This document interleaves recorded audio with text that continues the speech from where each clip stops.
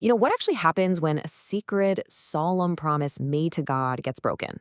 Well, today we're diving deep into one of the most powerful stories in the Quran, the divine covenants made with the children of Israel. It's an incredible lesson about faith, about responsibility, and yeah, about the heavy consequences of turning away.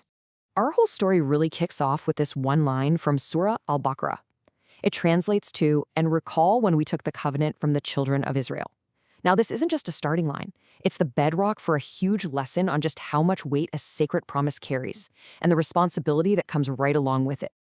All right, so here's how we're going to break this down. First, we'll get a handle on what this divine covenant even is.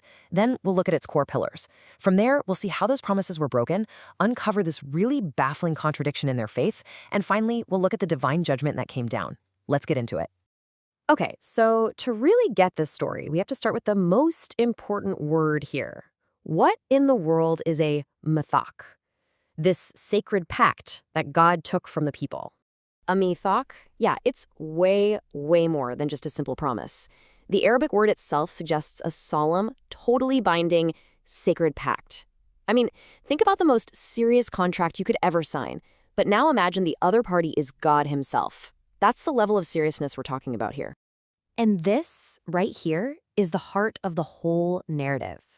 See, the Quran isn't just giving us a history lesson with a list of rules. No, it's zooming in on the violation of this sacred promise. The entire story really hinges on what happens when a community breaks its foundational pact with God. So, what were the actual terms of this first big covenant? What exactly was being asked of the people? So the covenant stands on these 8 pillars. It kicks off with the absolute foundation, right? Worship God alone, but then look what comes immediately after. Be good to your parents, to relatives, to orphans, to the needy. This wasn't just about rituals. It was literally a blueprint for how to build a just and compassionate society from the ground up. Now, here's something that's just fascinating. The order of these commands. The instruction to speak good to people, which is basically a rule for universal kindness, it's listed before the specific rituals of prayer and charity. That sequence tells you so much about the priority this covenant places on your character and how you treat everybody around you. So after they were given this clear, beautiful framework for life, how did they respond? Well, the scripture is blunt. It says most of them just turned their backs. They consciously refused the deal, with only a handful of people actually sticking to the promise. Okay, so the first covenant laid out the foundations for faith in society. This next one, it drills down into 2 of the most critical laws for human survival, the sanctity of life and the sanctity of home. I mean, the terms here could not be more simple or more fundamental. First, do not kill one another. And the freezing your own blood is so powerful, it drives home the point that you're all one family, one body. And second, do not drive your own people out of their homes. These are the absolute cornerstones for any community that wants to survive. And this part is absolutely crucial. The Quran makes a point to say, then you acknowledged this while you were witnessing. So this wasn't some contract forced on them.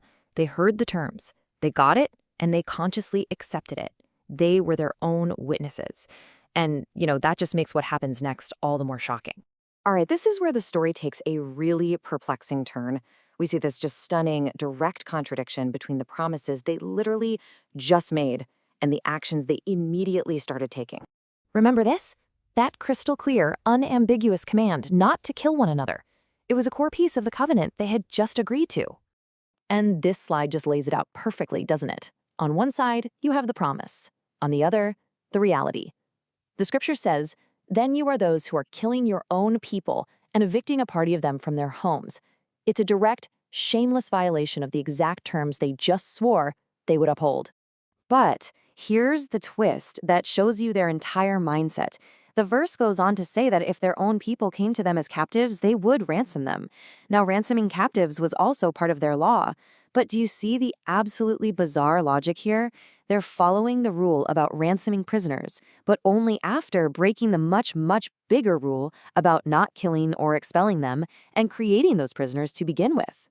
This word, tufaduhum, means to pay a ransom. This was the little part of the law they clung to.